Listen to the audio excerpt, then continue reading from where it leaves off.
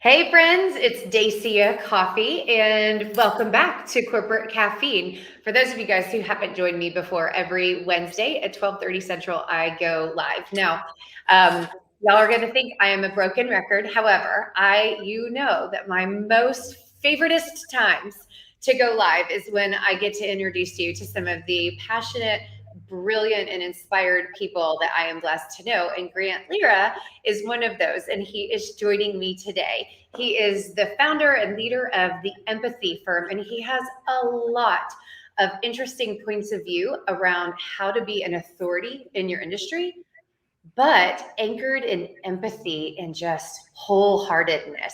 And so, if that sounds weird to your ears, good, because this is a necessary, important conversation that more people need to be thinking about. And so, Grant, thank you so much for hopping on with me today. I've been so excited. No, I'm pumped. I'm very excited to be out here. Okay, so I just alluded to having a voice in the industry. So basically having authority. So why don't you tell everybody, what do you mean by that? Because I could say it's public relations, it's this, that, but I mean, talk to people a little bit about what do you do and what do you believe and what's the Empathy Firm all about? Totally. So kind of starting out with like what we're about. When me and my business partner, who's actually my brother, started this company in college, we had a few like pretty clear non-negotiables that we knew we had to do. And that was after we did a lot of market research. So signing up for other people basically to get pitched to in the space, signing up for email lists, stuff like that. And we realized that there was a lot missing from there in the sense that it felt like we were a number. It felt like we weren't getting really like the attention and the time put into, our solutions, what we needed. So after we came out of those initial meetings, we said, okay, there's a few things we want to change, a few pillars of our company. One of those pillars is we sell how we want to be sold to. And I think that's super important. And the second pillar is we don't offer a service that we haven't already done ourselves or are going to do in the very near future ourselves. So providing things that people would actually buy at a price point that like makes sense and we see the value in ourselves. So those were kind of the two pillars that really came out of like that discussion after we had that market research time. And then moving forward from that, like what we do today, we do a ton of press, we do a ton of PR, Instagram verification, that kind of stuff. But what we really do is we help people in removing friction from their closing process. And what I mean by that, Dacia, is every single person that you guys hop on a call with, that you guys are, looking to prospect with, before they reply to you, before they hop on a call with you, before they close with you, they're Googling you. And that's like kind of a non-negotiable fact, right? People are looking you up on Google. So it's really in your best interest to make sure that whatever they see out there is the best light of you. And it's cool too, because like a lot of the times people they want to see bad stuff, right? They want to see, okay, if I give this guy my credit card, is he going to like fly to Mexico the next day and I'll never hear from them again? So when they do their own research and then they get to see kind of a lot of stuff about like how cool your company is, some of the things you've done in the past, who you are and why you started your company, you can outwardly express that in a way where they can feel way more comfortable before they ever hop on the call. So they already know who you are. I love that because I couldn't agree more. There's confirmation bias that works in the brain, right? But it's not necessarily a negative thing because you're exactly right. If their first impression of you, what sold for you when you're not in the room, was something positive and impressive, where some industry like a Forbes or some industry leader, an individual is referencing you as excellent. Well, confirmation bias then works in your favor because they're expecting you to be great. And so then to your point, when you sell in a way that is how you would want to be sold to, and we're totally going to go there, then people are ready to believe you. They're thinking, okay, this guy is the real deal. That's what I was expecting to hear. Okay, now let's really talk, about whether or not you can help me. And it fast forwards, in my opinion, that sales cycle process and that early, I don't know, that early hesitation.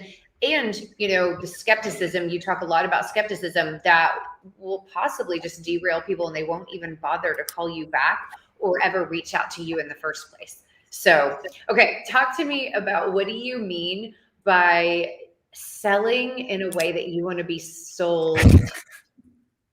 Yeah, so that's super interesting, right? So really what we meant by that is taking the empathetic approach and like having that like putting ourselves in the person's shoes essentially because we've all been on calls where there's been some high pressure tactics going on or like some stuff that doesn't make us feel great, and typically that stuff doesn't even end in a sale anyway. So really what we aim to do is make the process as informative and educational as possible and really working alongside as opposed to like across the table with our prospects and then clients. And we find that that not only helps like have a better understanding, but it also helps a ton with expectation settings, right?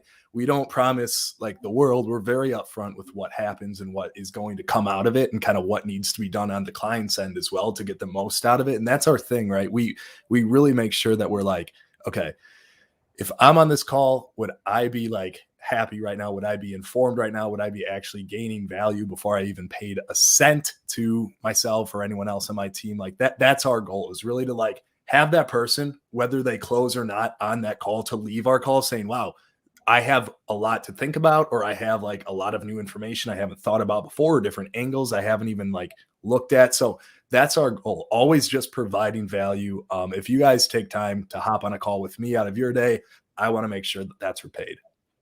100%. I mean, there have been times, and I mean, this is why you and I are so aligned, and I'm so excited to introduce people to you because, there have been times where, we're on a call and I realize we're not the right fit, for someone's problem. And so I explain to them, I say, this is what I'm hearing. This is what you need to know. Here's what the landscape looks like. Here's how to understand how to solve your problem. We're not the ones that can do that, but here's how you're going to go about that. No joke, people that I've lost business to have then become referrers to me because you bring integrity, and because, to your point, I mean, the empathy piece, like where you really care about the person on the other side of the table, and that you're really thinking, this is somebody I am going to do business life with, and now they are now part of an extended network. That's good. Like, go be awesome, even if it doesn't end in an invoice, and Yeah. just approach things bringing value, and your reputation will really benefit from that. And then, especially if you're doing that authority work on the front end, I mean, it's just this really beautiful, virtuous cycle.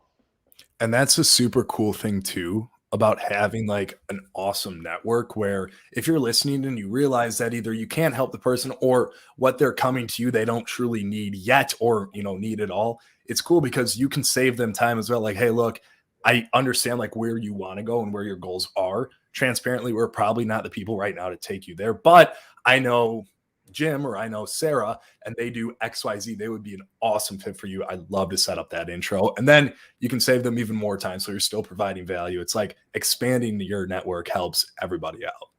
Yes, absolutely. So it's so funny. I'm like so torn because I'm dying to dive into your background a little bit on behalf of everybody, but I don't want to leave this at all.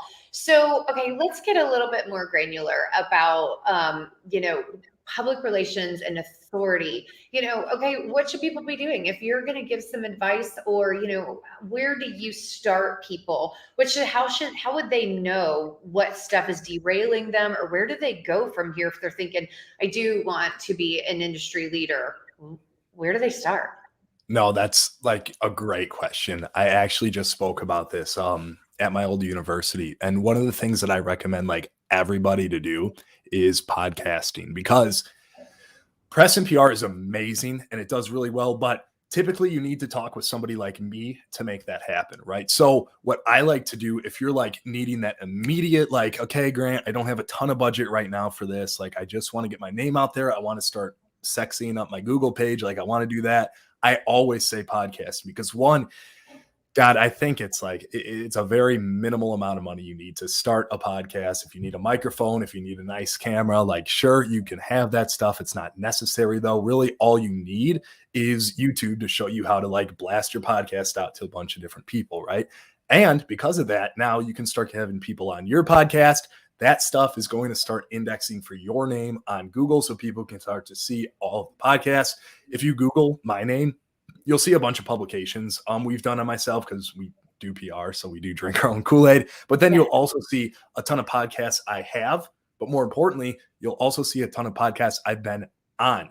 So as soon as you start like that podcasting tour or like doing that podcast stuff, you get all those results ranking on Google. So if you don't have any press, it's still showing people that other people who are experts in the field want to talk with you. And like your time is very, in demand. Like people want to talk with you and that stuff lives there forever.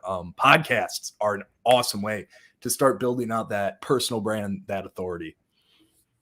I mean, and you're so right. As seen on putting that on your website, putting that in pitch decks, putting that in a footer of a proposal, putting that just inside of any graphics where people are coming in contact with you, because social proof, people going, okay, other people have already done the difficult work to vet you.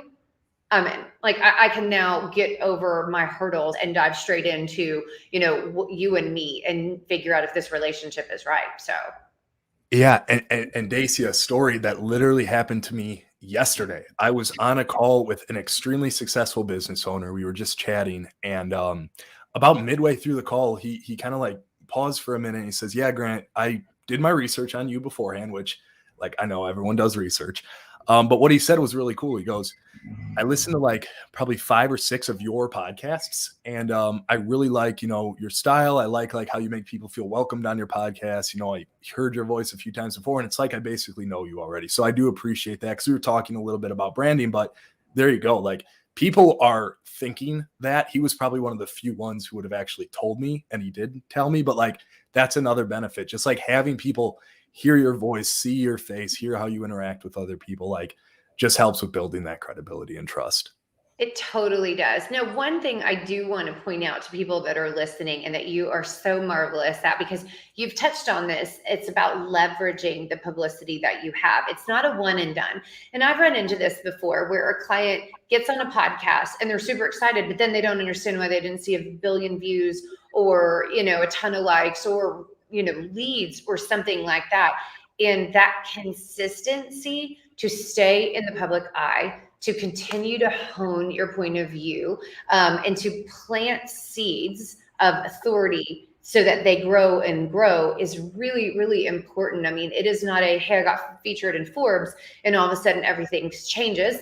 Both you and I can attest to whether or not that one thing changes you forever. Like it feels good, prom queen wave, but you've got to actually put more stuff behind it. I mean, it is consistency, because being an industry leader is not something you're awarded. It's not somebody, somebody all of a sudden goes, oh, they're an influencer. It is something that you earn, and that you actually have to earn. I mean, like you have to be out there, trying to make sure that you're bringing value to people for literally nothing in return except eyeballs and attention. And attention exchange is very, very expensive, but it is in time and attention, but it is worthy. But it's important. I mean, like you really have to decide you're going to walk the walk, not just get in, get out here, not work overnight. And it's funny too, because like PR itself is not a great top of the funnel like marketing strategy, right? There may be some side effects where you get some people top of the funnel, and that's awesome. We love it. But really it's meant for like a foundation.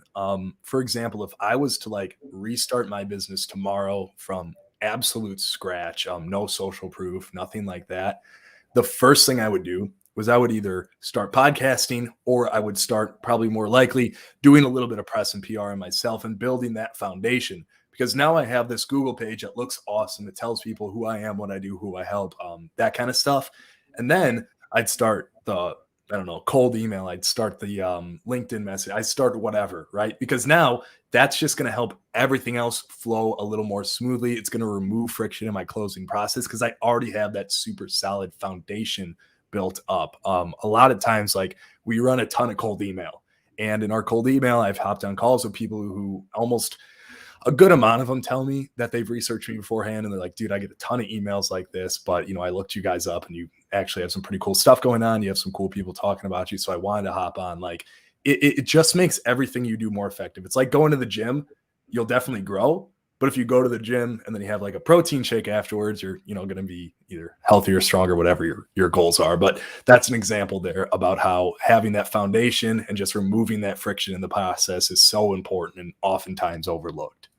Yeah, absolutely. It's interesting, like thinking about to when back to when I started. The first piece of advice I just gave this a couple of weeks ago to somebody else that was starting a company is, I said, go, I call it beating the bushes. Like small businesses, you're small, like you just start small. So make sure people know what you're doing and get out there. But the interesting thing about the principle behind doing that is that you're going to people that already trust you, already know what you stand for, right? And so by letting people know, by asking for referrals, by making sure that you're letting people know in your immediate network, you're actually creating almost like grassroots authority. And so Yes. it's actually the exact same principle, because I needed in the very beginning, and everybody does, some sort of network that can validate who you are and that can do the heavy lift of saying, yeah, like your references or anything, and saying, yeah, she's the real deal or he's the real deal.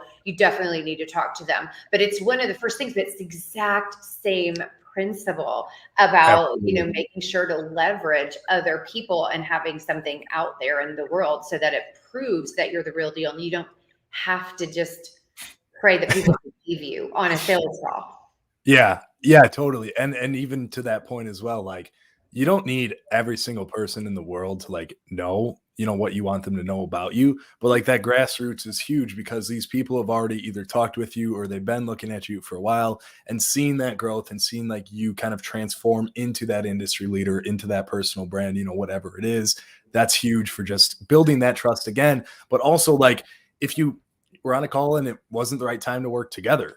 That's a really cool way to kind of start up those conversations again, and having them see you grow is obviously huge. People love it. So, Absolutely. And one final thing I'll say to that, like I was looking over in our comments, and Quintal was talking about transparency and openness can go a long way. And I think that's the thing. And what it brings to mind for me is when you speak a lot, when you have to do lots of interviews, when you are podcasting consistently or putting out live streams, what I have found is that it will sharpen your point of view. Like it will start, just to, create that tip of the spear around what do you really believe? How do you really bring value? And I find it's interesting because it, forces you to get really, really clear about your mastery and like, that is not it. This is it. Here's my lane. And sometimes, oh yeah, I've even been in situations where I realized I disagreed with someone that I was on a podcast with or being interviewed with. And it's okay. Like it was okay to go, I've got a different point of view on that. But man, what it does for you in return afterwards to start thinking, okay, why is that? How do we leverage that? What's different about that? I mean, I find that wildly beneficial to force yourself to create content and to have a voice and to defend it. And then yeah. to learn from it too, if you were off the mark. No, absolutely right. I couldn't agree more. Okay, so I want to shift gears just a little bit because if the audience is anything like me, I'm just going to tell the truth. They might be looking at you being like, what? Wait, he looks pretty young. Like like how has he figured all this out already? You already have a business, but not just that. I mean, you mentioned that you started your business in college with your brother. You serve our country, if I'm not mistaken. So you've got military experience, like current, good Lord, like how are you doing so much already? Like, how did you figure it out? I mean, you come across with this just cool, just calm confidence, but like you're getting a lot of shit done. Like, how? Like, okay, what's kind of your secret sauce? And like, where does all of that hustle and just that initiative is really a better word for it? Where does that come from? That's first of all, greatly appreciate it. Second of all, honestly, our success, company side, and even like my personal life, the military side, just my personal life in general, almost all the success that we have, seen, I can attribute to like having a mentor in a space, whether that be for the military, like look, finding someone who, is in a position you want to be, or business, finding someone who's in a position you want to be, connecting with them, learning from them. straight up, that's how we grew as fast as we did in college. We had an amazing mentor who was where we wanted to be.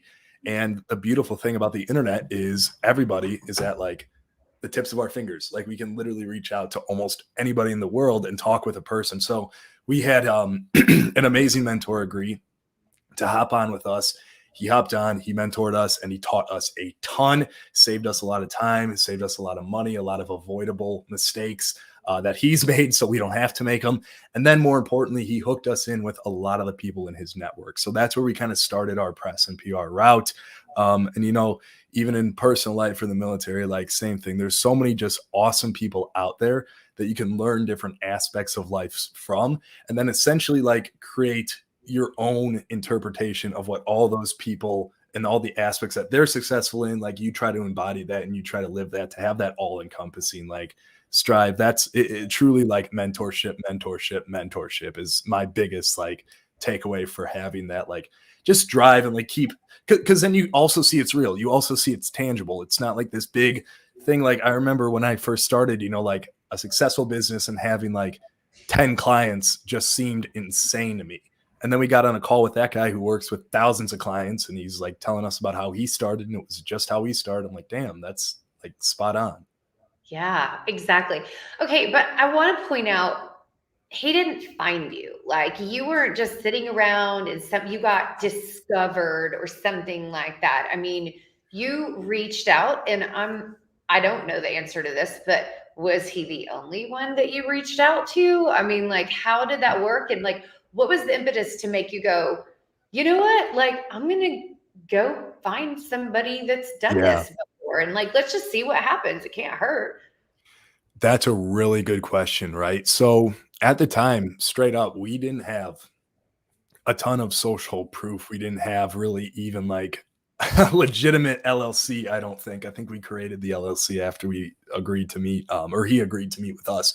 But literally, what we did was we, you know, as marketers have all these, you know, tips and tricks on how to like reach people, stuff like that. So we were sending him Instagram DMs. Like we looked at a few different people in the space that we really, really liked and people that we've already been following. So we kind of, they built up their trust with us. We really thought highly of them, reached out, and the first one to get back to us, and I think it was actually like the only one to get back to us, basically straight up agreed to mentor us for free, which is insane because working with him even to this day, I know that he charges a lot of money for his time. And I guess he must have seen something in us that he saw in himself, or he really liked, you know, kind of the dynamic we had. And he mentored us for free for, God, it was probably about 5 or 6 months. And as you guys know, like that's a super, super important time in a business, the first 5 or 6 months, because you're setting up so much groundwork. You're setting up so much of the foundation of your business. That's really like the sort of not yet implementation stage, but just really setting everything up, the logistics stage, the like fulfillment stage, making sure you can actually do this. Cause this was before we even really closed any true clients under empathy. We've done it before under like, we used to freelance, but this was like the first time we ever moved towards, you know, ourselves and building our personal brand. So that's kind of like how we got in touch. We've been commenting on his stuff forever and liking his stuff forever. So that might have had something to do with it as well. But yeah, it was a blessing, truly. You know, and I think one other thing, you know, that strikes me about you and about this conversation is I used to be, you know, there was a period in my life where I really just like, you know, like in my 30s, where I looked back and I was like, you know, I never had a strong mentor early in my career. No, I had some amazing bosses and I had some amazing corporate training, right? And that doesn't happen on accident. They're smart, interesting people building those. However, but like a mentor that said, Dacia, you know, like is worthy of being poured into. I didn't have that. And there was a part in my career where I was like, that stinks. Like, you know what I mean? And I was like, not bitter, that's not the word. But, anyways, you know, I kind of lamented that because I learned so many things the hard way. It was Yeah. like a mantra for a little while. But, you know, I realized later, I mean, I have a number of mentors now that have shown up on purpose and some just from serendipity and just natural relationships. But I was so committed to trying to make sure I had the answer And I was leaning too far into hard work, and just so scared of like looking foolish or not being an expert that it literally prevented me from doing what you did. Like it prevented me from being a fan. It prevented me from, asking for help. It prevented me from listening. And so, I always want to share that, like when this kind of conversation comes up, because there's an active part that you have to have in regards to self-awareness in order to receive mentorship, to recognize it, and also to be worthy of it, because I will say one thing I love as a business leader is somebody with big willingness, just willing to put themselves out there, but you've got to be able to do that. It's really not just some magic dust that gets sprinkled on you randomly. It's something active that happens when you attract or when you receive a mentor. And like with that even too, absolutely. And the funny thing is like I think I can speak for you as well when I say this, like I've had more failures than successes for sure. And like I would have had even more if I didn't have a, really smart mentor, but like, having becoming, successful, whatever that means to you in business, is literally just a path of failures, like constant failures. And you just kind of being, whether it's, too stubborn to quit or just seeing the bigger picture and like understanding that this is part of the process and learning from it. I'm immensely grateful for our failures because they taught us so much and they taught us how not to do things. And so now, as long as we're learning from those failures and we're not repeating them, it's an absolute win to fail. Yeah, 100%. I have a mantra literally to this day on the inside of my medicine cabinet. It says, I win or learn. I like that a lot. That's I'll it. win or I win learn. or learn, so I'm sure I stole it from Tony Robbins or somebody else jumping on trampolines and jumping in ice baths. Like who knows? But it's something where I remember so clear. I was on a run and I was listening to somebody's podcast or something. And it was just like this explosion in my brain where I was like, yeah, no more self-loathing Yep. around mistakes. Like I win or learn, like let's go. And, it just like that. And when it moves from here down to here is a huge deal. So, Oh, that's good too. Yeah, for sure. I like that. all right, Grant. Okay. If people have not figured out by now, they need to be following you or they need to be connecting with you. So where can people find you and find the Empathy Firm? Totally. Guys, you can connect with me on LinkedIn. Grant Lira, my business partner and brother, Gavin Lira, as well. And then both of us on Instagram. I'm Grant.Lira. He is Gavin.Lira.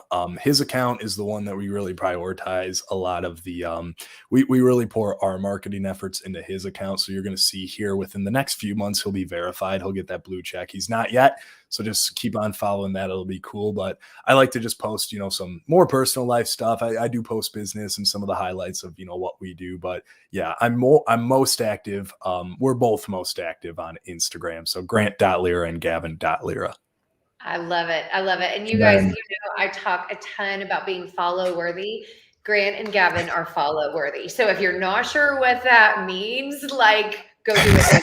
The easiest way to figure out what they do is to follow them and just take their lead because they are industry leaders. So Grant, thank you so, so much for your gift of time and, your gift of empathy and knowledge. I just really, really appreciate you hopping on with me and with all of us today. So thank you so much.